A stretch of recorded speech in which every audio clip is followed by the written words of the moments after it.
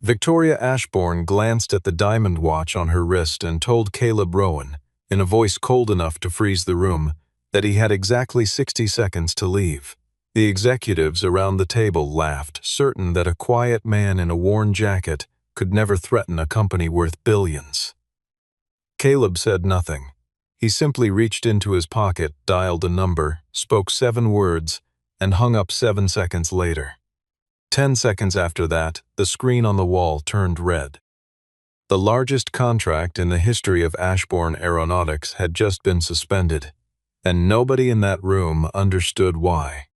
If you enjoy stories where arrogant people finally get silenced by the truth, hit subscribe now and stay with this one until the very end. Caleb Rowan arrived at the Ashbourne Tower on a gray, rain-soaked morning, wearing a jacket that had seen better years and carrying a plain leather folder under one arm. He checked in with a visitor's badge, the kind issued to contractors and delivery drivers, and waited near the security desk while polished executives swept past him without a glance. A receptionist asked him to step aside so a group of directors could pass, and a junior assistant, glancing at his clothes, asked if he was there to fix the air conditioning. Caleb only nodded and checked his phone, where a short message from his daughter Avery reminded him not to skip lunch again. That single message was the only trace of his life outside these walls, and he tucked the phone away before anyone could ask who he really was. He had been summoned quietly, almost secretly, by a young engineer named Owen Kessler, who had discovered something buried inside the company's newest safety system that made his stomach turn. Owen had found the discrepancy almost by accident, staying late one evening to cross-check a batch of stress tests against their original timestamps for an unrelated audit. What he found did not fit any pattern he recognized from 4 years of running diagnostics. And the more he dug, the more certain he became that someone had gone back and rewritten history rather than simply making an honest mistake. He brought his concerns to his direct supervisor first, the way company policy instructed him to, and watched the man's expression shift from mild interest to visible discomfort before he was told to drop the matter and focus on his other assignments. Frightened but unwilling to let it go, Owen spent 2 sleepless nights searching through old public records until he found a name attached to the original design of the Sentinel array, a name that no longer appeared anywhere inside the company's current documentation. He sent a single, carefully worded message to an old consulting email address still listed in an archived engineering directory, uncertain whether anyone would ever read it. Caleb had replied within an hour, asking only one question in return. Was Owen willing to show him everything? The system was called the Sentinel Array, and Owen had found that its testing data had been altered in ways too consistent to be accidental. The errors would not cause a catastrophe under normal conditions, but under heavy electromagnetic interference, the system could deliver a false diagnostic reading, the kind of failure that airlines and regulators would never accept once they understood the risk. Caleb had already sent 3 formal warnings to the executive office in the past 6 weeks, each one detailed, each one signed, and each one seemingly swallowed by silence. He had not come to make a scene. He had come because in a few hours, Ashbourne Aeronautics planned to install that same flawed system across hundreds of aircraft under a brand new contract. Before he could reach the elevator, Preston Halstead appeared, smiling the practiced smile of a man who had learned to weaponize charm, greeting Caleb as though they were old colleagues catching up over coffee. He referred to Caleb, loudly enough for others to hear, as our former contractor, a phrase designed to shrink him in front of strangers who had no idea what Caleb had actually built. Preston asked him to hand over his files and leave quietly, promising that everything would be reviewed later, after the signing ceremony was complete. Caleb refused, calmly but firmly, because later would be too late for the passengers who would eventually fly on a system that had not been properly tested. He reminded Preston that a diagnostic failure did not announce itself with warning lights or sirens.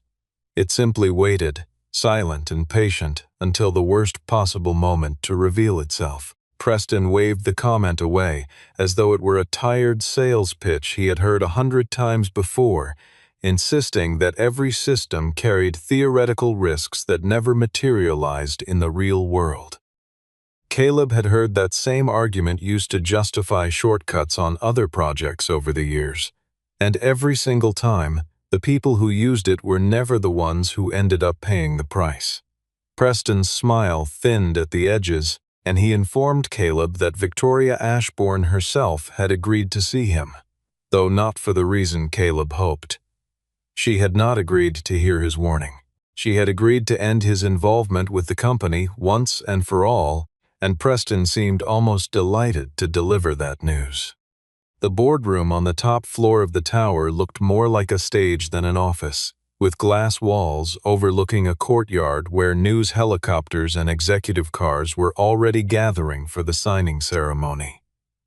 Victoria Ashbourne sat at the head of a long table, surrounded by board members, attorneys, and senior partners from the client company, preparing to spend $2.4 billion on a fleet-wide safety upgrade. Nobody offered Caleb a chair. He stood near the end of the table, folder in hand, while conversations continued around him as though he were part of the furniture. Assistants moved briskly along the edges of the room, refilling water glasses and adjusting microphones, none of them sparing him a second glance. And a photographer near the window checked his lens against the gray morning light, preparing to capture the historic signing for the company's annual report. Caleb had stood in rooms like this before, though it had been many years, and he noticed how little had actually changed beneath the polish. The same certainty on every face, the same conviction that success in the past guaranteed wisdom in the present. Victoria did not open his report. She simply asked in a tone sharpened by years of never being questioned, why a consultant whose contract had already ended was trying to disrupt the most important day in her company's history. Caleb answered evenly, explaining that the testing data behind the Sentinel array had been manipulated and that he was requesting a 48-hour delay so an independent team could verify the system before it went live. Preston jumped in immediately, telling the room that Caleb was bitter about being pushed out of relevance and was likely trying to extract a final payday using old patents nobody cared about anymore. A few directors chuckled at the mention of Caleb's outdated phone and inexpensive jacket, treating his appearance as proof that his concerns could be dismissed without discussion. Victoria delivered the line that would later be repeated throughout the company for months, telling Caleb that a man paid by the hour had no authority to give orders to the woman who owned the entire building. Caleb placed the original report on the table in front of her, but she did not touch it, certain that the polished figures Preston had already given her told the whole story. He pointed out a repeating pattern in the timestamps, evidence that entire blocks of test results had simply been copied and pasted to simulate new trials that never happened. Victoria refused to look closely, convinced that Caleb was only trying to embarrass her in front of the very people she needed to impress. At the far end of the table, Sterling Pembroke, the silver-haired chairman of the board, studied Caleb with a flicker of recognition he chose not to voice yet. Sterling had built his own reputation on remembering details other people discarded, and something about the calm, unhurried way this stranger carried himself tugged at a memory buried more than a decade deep. He said nothing, choosing instead to watch how the rest of the room treated a man he could not yet place, curious to see who among them would bother to actually listen. Victoria closed her folder, glanced at her security team standing near the door, and told Caleb that he had exactly 60 seconds to leave her company before she had him escorted out. A digital clock on the wall, originally set up to count down to the signing ceremony, now became the backdrop for Victoria's countdown, giving the moment an almost theatrical cruelty. She began counting aloud, her voice steady and amused, certain that watching a grown man scramble for the door would be a satisfying end to an irritating morning. Preston leaned back in his chair with a satisfied smile, believing that Caleb had already lost whatever leverage he thought he had. Caleb did not rush. He asked Victoria one final, quiet question, wondering if she would be willing to read even a single page of the original report before he walked out. She told him his time was running out and that talking was wasting the very seconds he had left. Around the table, a few of the younger directors had already taken out their phones, ready to film whatever happened next, treating the moment as entertainment rather than the quiet unraveling it was about to become. Preston watched with folded arms, savoring what he believed was the final chapter of a problem he had spent years trying to erase. The rain outside the glass wall had picked up, streaking sideways against the window in thin silver lines, and somewhere far below, the first news vans were already parking along the curb for the signing ceremony.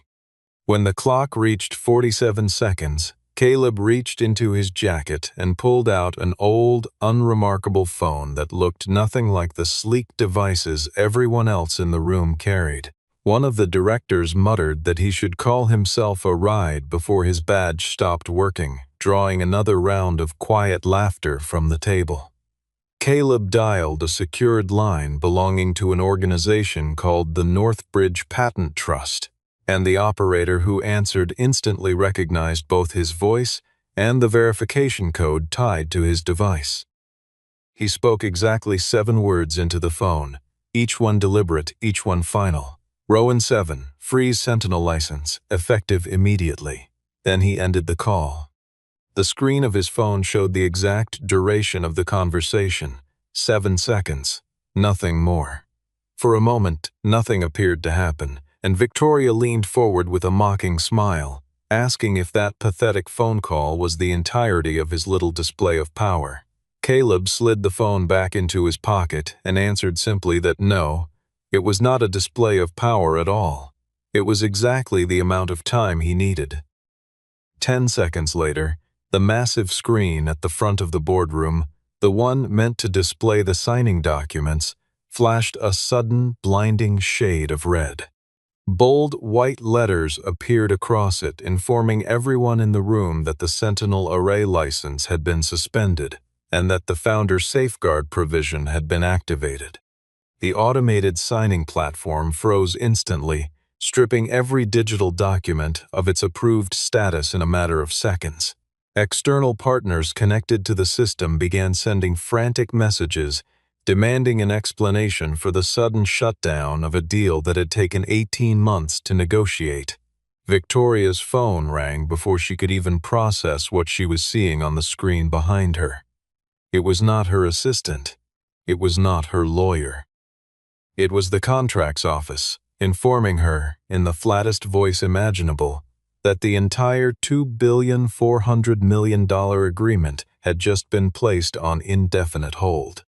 The mood in the room shattered instantly, replaced by a wave of panic that spread from seat to seat like a current running through the table. The same executives who had laughed at Caleb's jacket and outdated phone now stared at their own devices, exchanging terrified glances as internal alerts flooded their inboxes. Somewhere down the hallway, a printer began spitting out automated cancellation notices for the press conference, and an assistant burst through the door asking, in a near panic, whether the ceremony should be postponed or canceled altogether. Nobody answered her. The photographer near the window slowly lowered his camera, sensing that whatever he had come to capture was no longer the story unfolding in front of him. Victoria turned to her chief technology officer and demanded an immediate restoration of the Sentinel array license, expecting a simple technical fix. He told her, visibly shaken, that the system had no authority to override a Founder's safeguard lock once it had been triggered. Preston insisted loudly that this was nothing more than a glitch, ordering the legal department to nullify whatever action Caleb had taken before the news reached the press waiting outside. Miriam Sloan, the company's general counsel, pulled up the original acquisition agreement on her tablet and found, buried deep in an appendix nobody had reopened in years, the still active founder safeguard provision. The clause carried no expiration date, a deliberate choice made because it existed to protect operational safety rather than simple ownership rights. For the first time since he had walked into the room, Victoria asked Caleb, in a voice stripped of its earlier arrogance, exactly who he was. Caleb did not boast or posture. He said only that he had written the first line of code for the Sentinel array and remained the person responsible whenever that system failed the people who depended on it. Sterling's memory finally clicked into place, and he said the name aloud. Rowan Flight Systems, the small firm that had pulled Ashbourne Aeronautics out of a near-catastrophic technical crisis more than a decade earlier. He asked, with genuine confusion, why Caleb's name no longer appeared anywhere in the company's official history or promotional materials. Preston jumped in quickly, claiming that Caleb had voluntarily walked away and sold off every share of control he once held. Caleb corrected him calmly, explaining that he had sold his operating stake, not his moral responsibility, and certainly not the safeguard clause that still bore his name. Victoria, still clinging to whatever authority she had left, ordered security to confiscate Caleb's phone and his files immediately. Miriam stopped the order before it could be carried out, warning Victoria that seizing evidence from a legally recognized safeguard authority could expose the company to far greater liability. The security officers hesitated, then stood motionless near the door, no longer certain who in that room actually held the power. Miriam had spent 19 years in corporate law without ever once raising her voice in a boardroom, building a reputation as someone who trusted documents over personalities and paper trails over promises. That habit, cultivated across nearly 2 decades of careful practice, was about to unravel the very company that employed her. As Miriam continued scrolling through old records, she discovered something even more damning: 3 separate safety warnings that Caleb had filed over the previous 6 weeks, each one properly submitted and properly logged. Every single one of those warnings had been routed directly to Preston Halstead's office, and every single one had quietly vanished from the internal system before it ever reached the executive board. The story shifted backward 11 years earlier to a cramped rented warehouse where Caleb Rowan had worked as chief engineer for a small, ambitious company called Rowan Flight Systems. Alongside 6 dedicated engineers, he had designed the earliest version of the Sentinel array, a diagnostic system capable of catching failures that larger, better-funded companies routinely missed. The warehouse had no marble floors or glass walls, only folding tables covered in coffee rings and whiteboards, crowded with equations that only the 6 of them could fully decipher. They worked through holidays and weekends, driven less by ambition than by a shared belief that safety systems built with genuine care could save lives nobody would ever know to thank them for.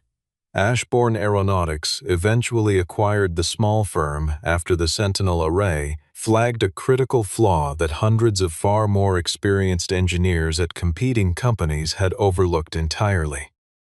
During negotiations, Caleb insisted on one non-negotiable condition: the founder's safeguard provision, a clause built on his conviction that life-saving technology should never become an asset that leadership could quietly manipulate to hide its own failures. The Ashbourne lawyers at the time had pushed back hard, calling the clause unusual and unnecessary, but the family patriarch who ran the company then had personally approved it, telling his own legal team that a man willing to protect strangers he would never meet was exactly the kind of partner worth keeping close. Around that same time, his wife was diagnosed with a serious illness, and Caleb chose to step away from the executive world to care for her and raise their young daughter, Avery. He spent those final months by her hospital bed instead of in boardrooms, learning to braid his daughter's hair in the waiting room and reading her bedtime stories over the phone when he could not be home in time. After his wife passed away, Caleb never returned to the race for power or prestige within the company. He became a quiet, independent safety consultant, choosing a life that centered on fatherhood over one that centered on ambition. Preston used Caleb's long absence to his advantage, slowly erasing his name from internal presentations and rebranding the Sentinel Array as an Ashbourne Aeronautics innovation with no mention of its true origin. Victoria, who had inherited her role years later, only ever knew the rewritten version of that history, one in which Preston painted Caleb as a disgruntled former partner clinging to outdated relevance. And yet Victoria was not entirely blameless in this story, because she had been given every opportunity to read the reports, to ask questions, and to listen to a man trying to warn her, and she had chosen her own pride over the evidence in front of her. Back in the present, Sterling asked Caleb to present the real data to the full board without interruption.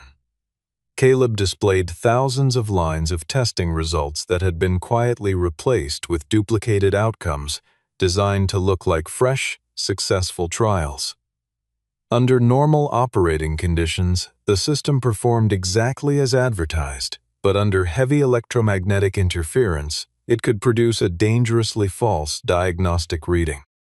No accident had occurred yet, but pushing the flawed system into commercial use under those conditions would have created a serious and entirely preventable risk. Owen Kessler was brought into the room at Sterling's request, and he confirmed, in a voice that trembled only slightly, that he had reported these exact discrepancies multiple times and had been quietly told to stay silent each time. Owen revealed something even more troubling than the falsified data itself. Preston, he said, had not simply hidden the flaws to avoid delay. He had actively planned to strip away Caleb's safeguard authority entirely. The moment the contract was signed, and the company no longer needed to worry about outside interference. Victoria felt the walls closing in around her, convinced that Caleb had deliberately chosen this exact moment to humiliate her in front of the cameras waiting downstairs. She offered him a deal, asking him to restore the license for 2 hours, promising a full investigation once the contract had been signed and the cameras had gone home. Caleb refused without hesitation, explaining that this exact kind of compromise, this willingness to sign first and investigate later, was precisely how the data had become corrupted in the first place.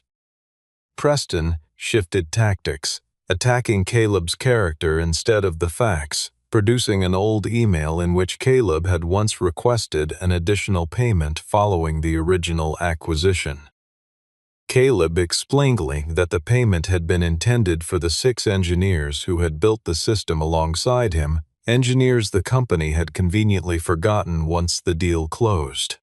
Miriam quickly verified his claim by pulling old transfer records, confirming that every dollar of that payment had indeed been distributed among the original engineering team, with nothing kept for Caleb himself. She read the names aloud, one by one, ordinary names belonging to ordinary engineers who had gone on to build careers at other companies, never knowing their old colleague had fought quietly on their behalf, long after they had all moved on. Preston's first attempt to discredit him collapsed almost instantly, and a visible tension settled over the room as people began reconsidering everything they thought they knew. Still unwilling to let go, Preston insisted that Caleb would simply retaliating because the company had never invited him back into a leadership role. Sterling asked Caleb directly what he wanted in exchange for restoring the license, expecting a demand for money, equity, or perhaps even the chief executive's chair itself.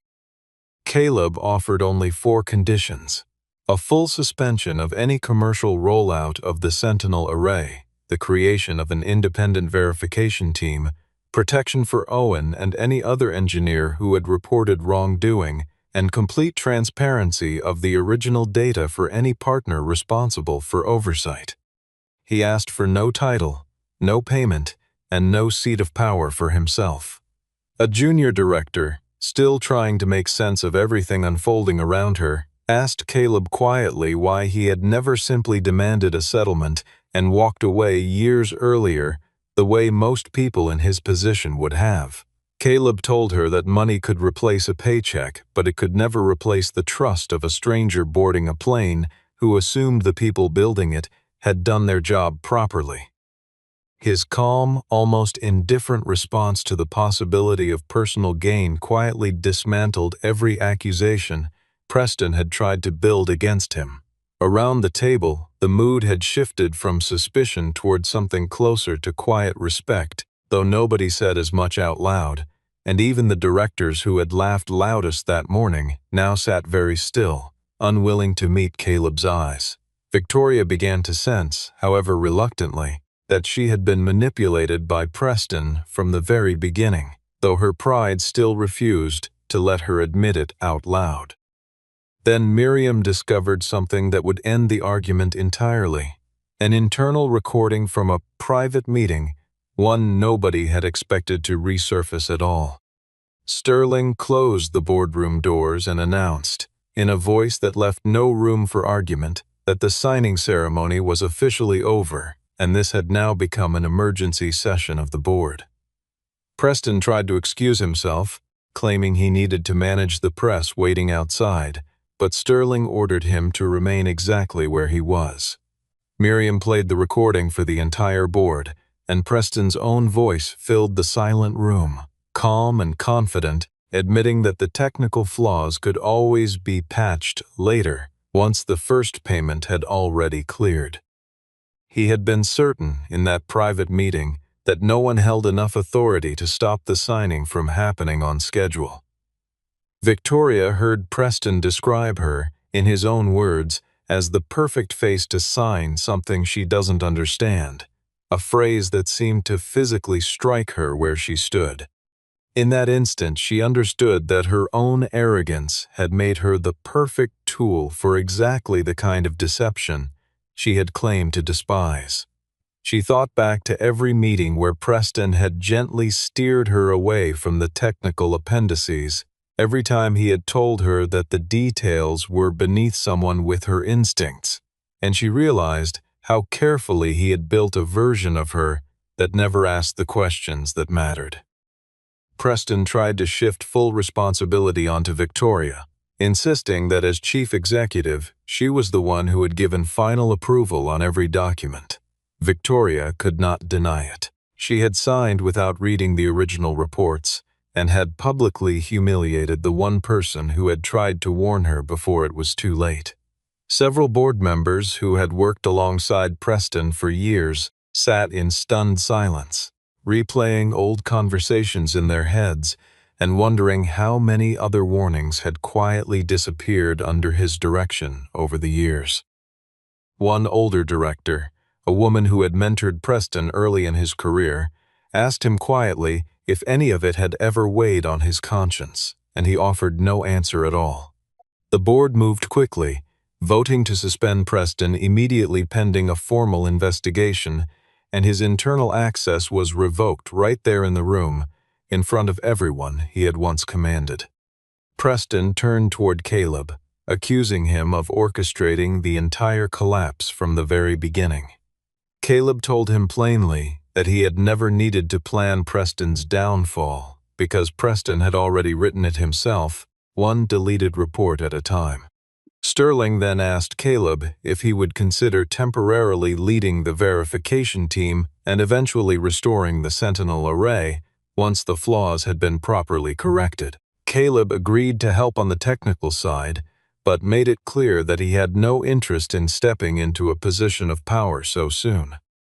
The board's attention then turned toward Victoria, whose future at the company suddenly seemed far less certain than it had that morning.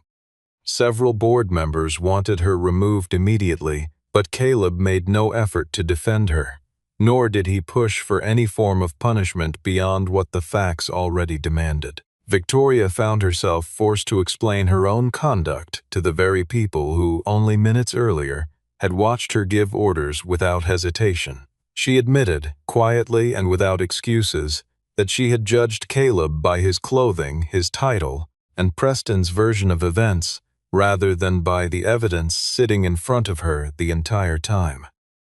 She admitted that she had valued winning the argument more than she had valued the truth itself, a mistake she could no longer pretend was someone else's fault.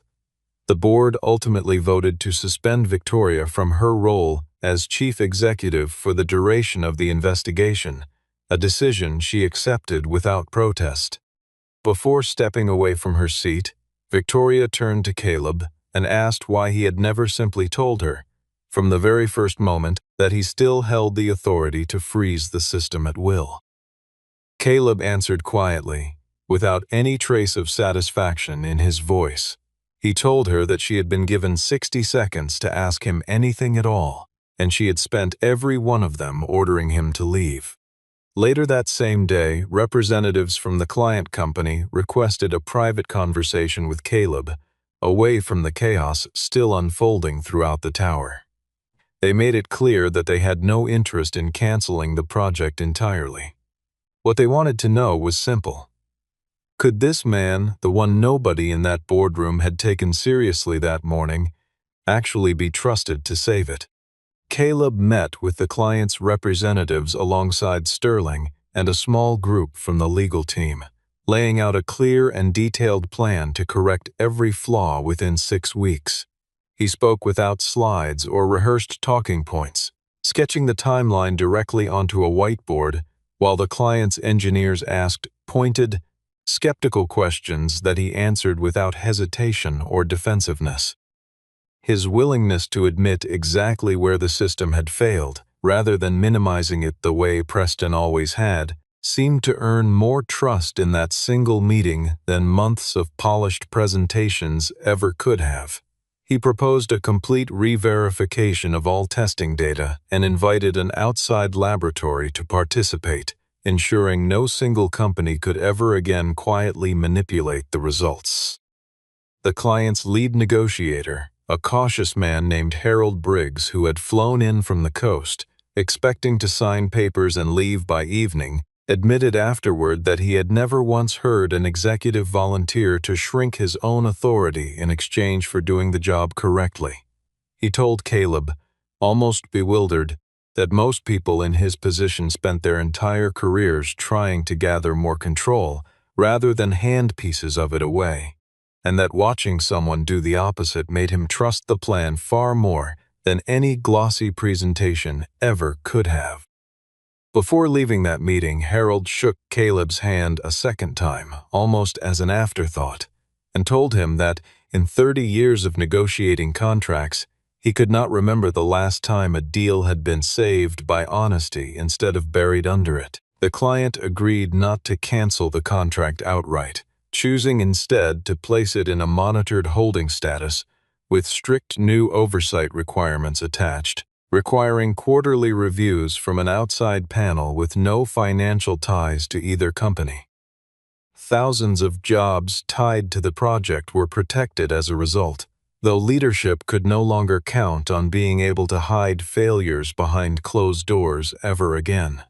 Caleb gathered the engineering team not as a conquering hero returning in triumph, but as someone who had once stood exactly where they stood, doing the same painstaking work under the same fluorescent lights. Owen was formally reinstated and given the chance to present his findings directly to the newly formed verification team without fear of retaliation. Engineers who had stayed silent for months finally began coming forward with documentation they had been too afraid to share before, spreading printouts and drives across the same tables where they had once eaten lunch in nervous silence. One by one, they realized that the most powerful person in the building was also the only one who had never once used that power to threaten them, and that realization changed the way they spoke in meetings from that point forward. A woman named Della Whitfield, who had worked alongside Owen for 2 years, admitted through tears that she had drafted a resignation letter the week before, certain she could no longer stay somewhere that punished honesty. She tore it up quietly in the break room once the new verification process was announced, deciding instead to stay and help finish what Caleb had started. Other engineers who had transferred to different departments over the past year, hoping to distance themselves from a project that made them uneasy, began quietly requesting to return once word spread that the culture around the Sentinel array had genuinely changed. The engineering floor, once tense and guarded, slowly filled again with the sound of open disagreement over technical details, the ordinary, healthy kind of disagreement that had gone missing for longer than most of them cared to admit. Victoria sought out Caleb privately after her suspension, arriving without an assistant, without a lawyer, and without anyone standing between them. She apologized, plainly and without any of the polish she usually brought into a room, for the way she had humiliated him in front of people who had no right to judge him at all. Caleb did not offer forgiveness easily. He told her that an apology only carried real weight once she accepted every consequence that came with it, and worked to fix the very culture that had allowed the silence to grow in the first place. Victoria agreed to fully cooperate with the ongoing investigation, handing over her private correspondence and voluntarily giving up any bonus tied to the now suspended contract. She also asked, almost hesitantly, if she could sit in on some of the verification meetings, not as an executive, but simply as someone trying to understand a system she realized she had never truly known. Caleb allowed it, on the condition that she listen far more than she spoke, and for the first weeks, she mostly did exactly that, taking notes in the back of rooms where she had once given orders from the head of the table. Caleb made her no promises about reclaiming her old position. He told her only that people could change, but that nobody was ever entitled to escape responsibility for what they had already done. 6 weeks later, the Sentinel array passed its new, far more rigorous verification testing without a single flag or concern raised by the independent laboratory. The team celebrated quietly in the same conference room where Caleb had once been given 60 seconds to leave, though this time there were no cameras waiting outside and no countdown clock on the wall, only tired engineers sharing coffee and the particular relief that comes from finally doing a job correctly. Caleb personally reviewed the final line of data himself before agreeing to authorize the system's return to service, cross-checking every figure against his own handwritten notes the way he had done 11 years earlier in a rented warehouse, with 6 other people who believed the same thing he did. He placed one last call to the Northbridge Patent Trust, though this time the conversation lasted far longer than 7 seconds, because he insisted that every new condition be read back to him in full before he would approve the release. When the call finally ended, the Sentinel array license was restored, but the authority over it no longer rested in the hands of a single executive or a single company alone. Preston Halstead was formally terminated, and his case was referred to outside investigators examining corporate data manipulation and safety fraud, a process that would take the better part of a year to fully unwind. He left the tower that final afternoon carrying a single cardboard box, and not one person from the executive floor walked him to the elevator, a small, quiet contrast to the crowd that had once gathered whenever he entered a room. Victoria did not return to the chief executive's chair right away, instead entering a supervised restructuring process that required her to rebuild her credibility from the ground up, one honest decision at a time. She spent those months learning parts of the company she had never bothered to study before, sitting through technical briefings she once would have delegated without a second thought, determined to become someone who could never again be fooled by a well-organized folder of false numbers. Sterling personally offered Caleb the position of Chief Executive Officer, a title that would have placed him at the very top of the company he had once quietly walked away from. Caleb turned the offer down, choosing instead a newly created role as Independent Director of Safety and Integrity. a position with direct reporting authority straight to the board itself. His only real request was that the names of all 6 original engineers who had built the Sentinel array be restored to the company's history, not just his own. Sterling leaned back in his chair, studying the man across from him for a long moment before speaking again, still faintly amazed that someone with this much leverage had asked for so little in return. He asked if that was truly all he wanted after everything the company had put him through, half expecting Caleb to change his mind and reach for something grander.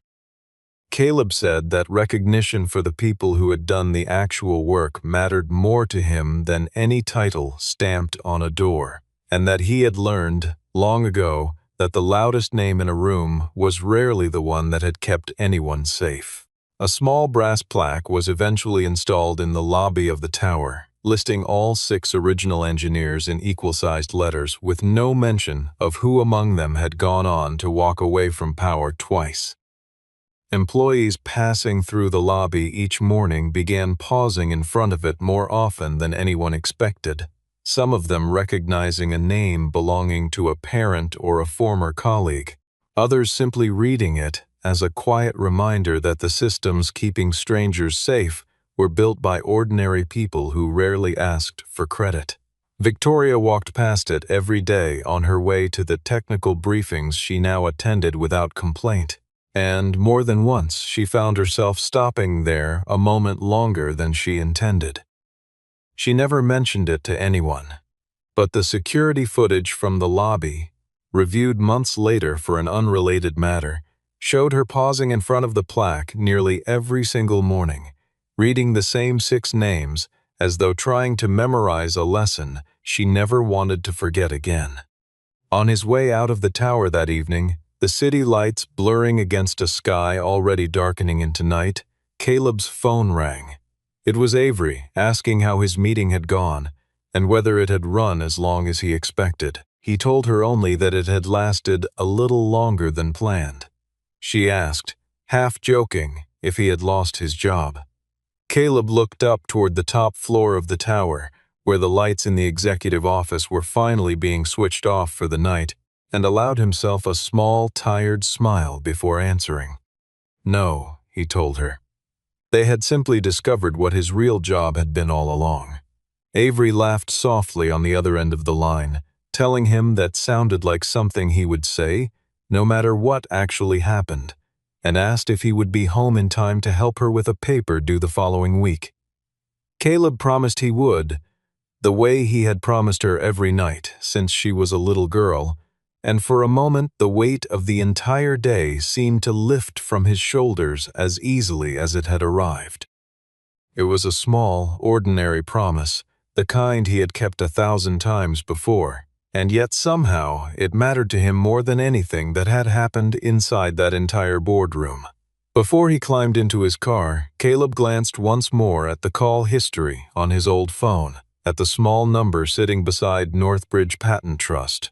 7 seconds. Victoria had once given him 60 seconds to disappear from her company forever. In the end, all he had needed was 7 to make an entire empire finally stop and look at the truth, and he drove home through the rain-slicked streets, thinking not of the boardroom he had left behind, but of the ordinary evening waiting for him at the end of it.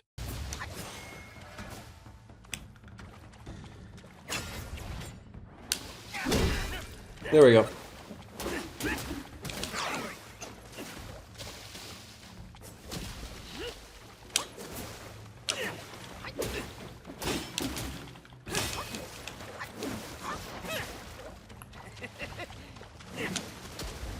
There we go. A ripple awakens, not without a stir. 130 gigabytes I can't play? Oh shit.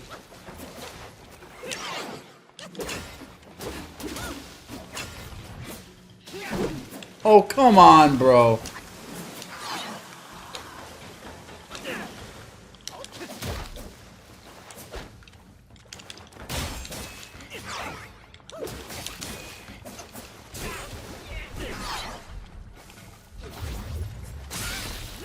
Bro.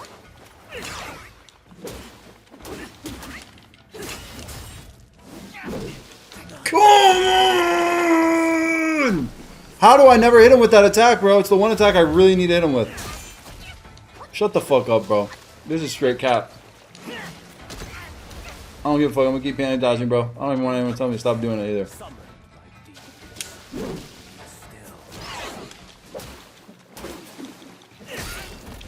I have no health. I have no gourd. I'm fucked. I know we hit 26.6 yesterday. We hit it. Thank you, Nick de los Santos. We hit it, guys. Adios. This boss is light work. Don't dodge to the right whatsoever, though. To the right? Why can't you play it if it's 130 gigs? Side step left every attack. Really? Try to run around with full pilgrim set. Dodge his piercing.